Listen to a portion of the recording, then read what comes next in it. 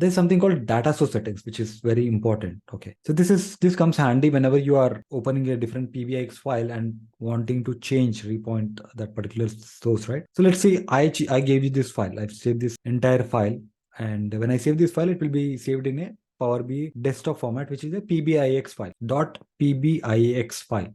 Okay, so that PBIX file, if I share with you, you won't be able to open it up because the same path won't be there. Even though you open this PBIX file, you cannot refresh it, or you cannot come to Power Query editor and work on these transformations, because it will throw an error saying that I'm unable to find the data, because you don't have the same path that I have. Because if you can see, this is my username Santo and my desktop, and there's the file is sitting on my machine. So what you have to do is you have to select this and change the source, and then browse for the respective file on your machine from here. Okay, and I'll change the path. So once you do that, automatically this data source setting will be taken. So that is one thing. Not only that, you have something here which is called as global permission. You look at here, this is giving me the permission for earlier source that I've connected.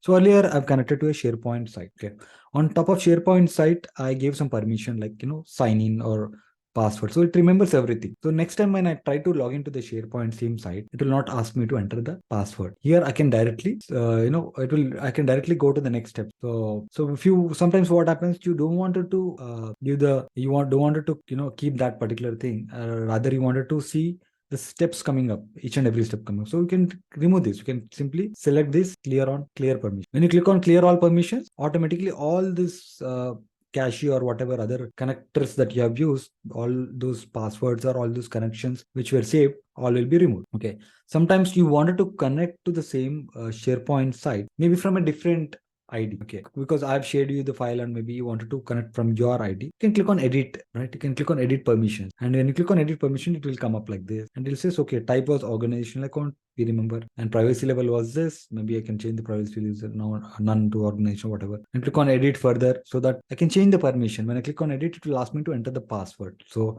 what do you wanted to change? You are asking to change the credentials. So what are you planning to do? Okay, so maybe if I were you, I would be trying to log in from your account, so because somebody has shared with my other file, so I can change sign in as a different user. And again, the same process, you need to enter your ID, password, and click on sign in, and then blah, blah. Okay, so this is all about data source settings, which will be coming in handy.